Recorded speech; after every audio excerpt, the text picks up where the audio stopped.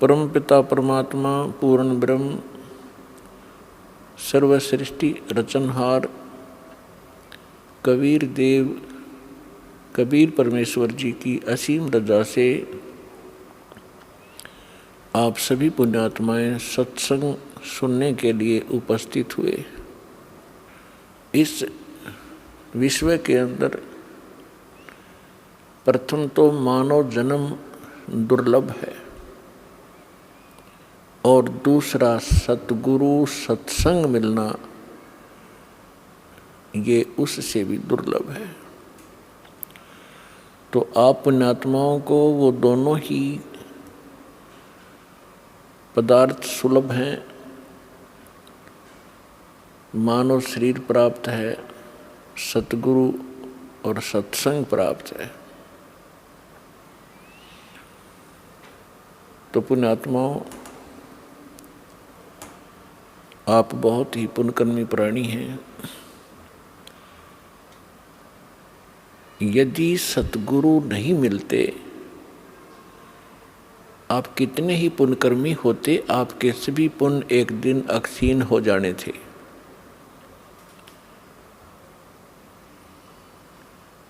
ये पूर्व जन्म के जो पुण्य होते हैं, युगों युगों से किए हुए शुभ कर्मों का जो आपका रिजल्ट होता है, परिणाम है, वो संग्रहित होता है और आगे फिर संग्रह करने के यानी पुण्य कमाने के कोई हमें साधन नहीं मिलते हैं। तो उस पुण्यकर्मी प्राणी जो पूर्व जन्म से युगों युगों से पुण्य इकट्ठे किए हुए हैं, उसकी ऐसी स्थिति होती है जैसे इन्वर्टर की बैटरी चार्ज कर ली जाए और चार्ज फुल होगी और फिर चार्जर उसका है नहीं, आगे चार्जर नहीं लगाया या कोई कनेक्शन नहीं है उसका बिजली से, चार्जर भी लगा रखा है तो वो कनेक्शन ठीक ना हो, लाइट ना हो उस स्विच के अंदर, तो फिर कैसा महसूस होता है, कैसे लगता है, उसके साथ कैसा धोखा होता है।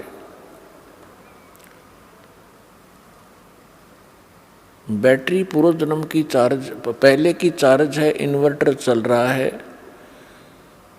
पंखे भी चल रहे हैं, बल्ब भी जग रहे हैं और आगे इन्वर्टर भी लगा हुआ है, आगे चार्जर भी लगा दिखाई दे रहा है, स्विच में लगा रखा है और स्विच में लाइट है नहीं, पावर नहीं है उसके अंदर।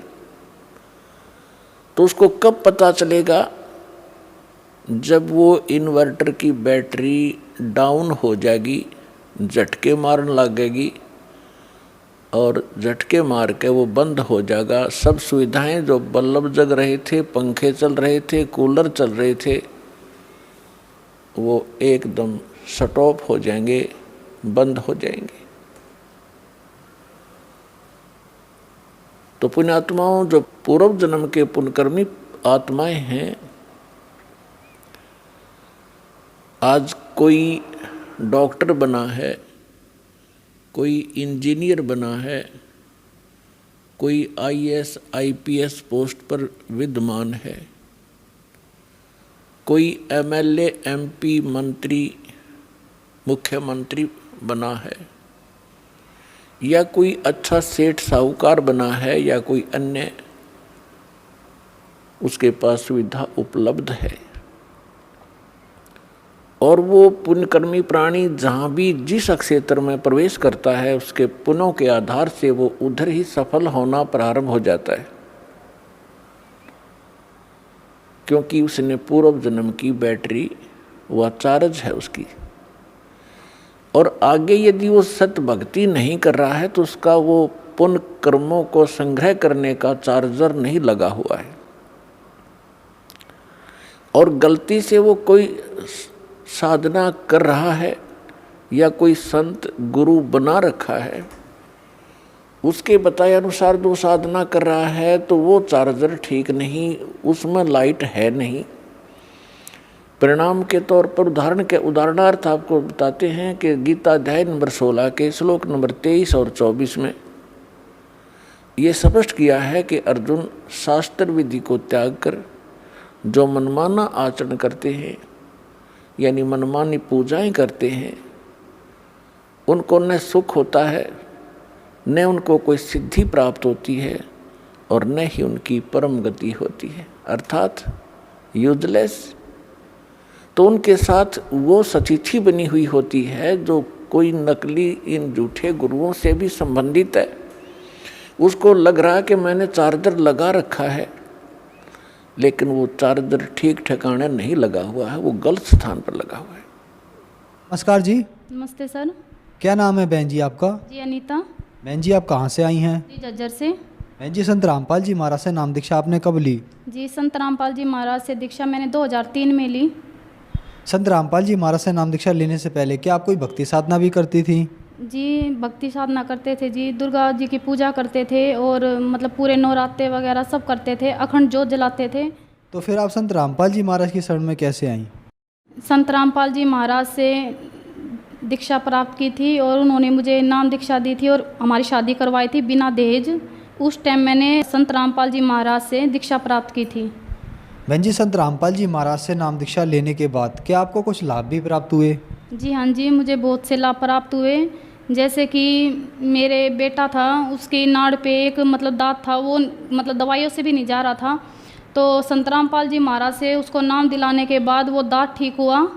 और मेरे बेटे को कब्ज़ थी जो कि 3 महीने का था, तभी से उसको कब्ज़ थी और उसकी कब्ज़ बिल्कुल भी ठीक नहीं हो पा रही थी। हर एक डॉक्टर को दिखाया, लेकिन हर एक डॉक्टर ने जवाब दे दिया कि इसकी कब्ज़ ठीक नहीं हो पाएगी और हमेशा पूरी ज़िंदगी से मतलब दवाइयों के सहारे रहना पड़ेगा और उससे मतलब कि अपना करना पड़ेगा। लेकिन मैंने परमात्मा से प्रार्थना लगाई, अरदास लगाई, संत रामपाल जी महाराज से अरदास लगाई, हे परमात्मा मेरा बच्चा बहुत परेशान रहता है और मैं इसको ऐसे परेशान नहीं देख सकती, परमात्मा दया कीजिए। और मालिक ने ऐसी दया की कि आज मैं उन डॉक्टरों से जाके कहती हूँ, मैं देखो आपने तो ये मना कर दिया था कि मेरे बच्चे को कभी आराम नहीं होगा और वो कभी ठीक नहीं हो पाएगा, दवाइयों के सहारे ही चलेगा। आज देखो मेरा बच्चा 2-2 बार फ्रेश होता है, बिल्कुल ठीक रहता है और बिल्कुल नॉर्मल है आज। और जी मुझे ये लाभ हुए, मेरे दोनों गुर्दों में पथरी थी और मतलब इतना दर्द रहता था कि 5-5 दिन, एक हफ्ता निकल जाता था, उल्टियाँ लगनी और मतलब कि बिल्कुल भी आराम नहीं हो पाता था। मैंने दवाई भी कई जगह ली लेकिन कोई आराम नहीं हुआ। तब मैंने संत रामपाल जी महाराज से अपना अरदास लगाई, प्रार्थना की, तो आज मुझे कोई दर्द नहीं है, कोई पथरी नहीं है और कोई प्रॉब्लम नहीं है। और मुझे बवासीर भी थी, खूनी बवासीर थी, जिसमें मैं इतनी परेशान रहती थी, ना मैं घर का काम कर सकती थी, ना मैं अपने बच्चों को पाल सकती थी, कुछ भी नहीं कर सकती थी। आज वो भी मेरी बिल्कुल ठीक है और उसमें भी मुझे कोई दिक्कत नहीं है। संत रामपाल जी महाराज की दया से मुझे कोई दिक्कत नहीं है। और मेरे पति जो कि बहुत ज़्यादा नशे करते थे, सुबह शाम नशे करते थे और तकरीबन और भी जो नशे होते वो भी करते थे, घर में कलेशबाजी, मारना पीटना बहुत ज़्यादा वो था। उनमें भी इतना परिवर्तन आ चुका है कि वो इतनी भक्ति करते हैं, इतनी मतलब कि सेवा करते हैं और उनके सभी नशे छूट चुके हैं। ये भी सब संत रामपाल जी महाराज की दया से हुआ है।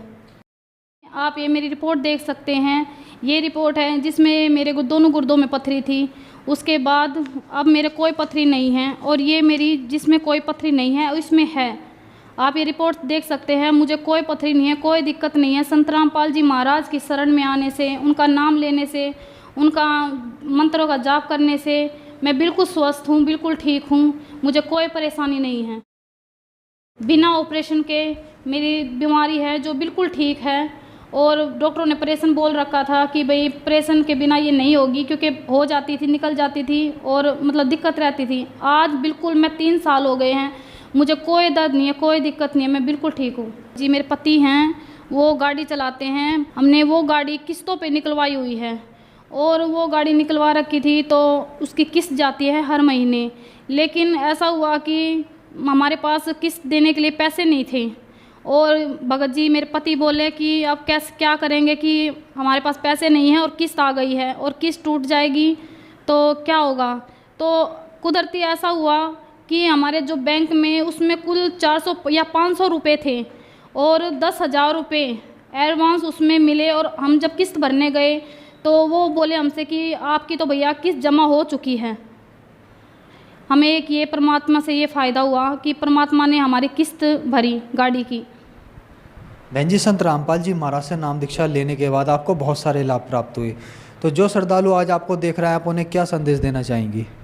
जी, संदेश तो मैं क्या दूंगी, मैं तो हाथ जोड़ के प्रार्थना कर सकती हूँ कि ये संत रामपाल जी कबीर परमात्मा का रूप आए हुए हैं, आप आए, इनसे दीक्षा प्राप्त कीजिए और अपना कल्याण करवाइए। संत रामपाल जी महाराज से नाम दीक्षा कैसे प्राप्त की जा सकती है? संत रामपाल जी महाराज से दीक्षा प्राप्त करने के लिए 7:30 और 8:30 के बीच में सत्संग आता है साधना चैनल पे, वो सत्संग देखिए। उसके नीचे एक पीली पट्टी चलती है, उस पे नंबर दिए गए हैं, उन पे आप संपर्क कर सकते हैं और अपना कल्याण करवा सकते हैं। धन्यवाद जी। सत्साई।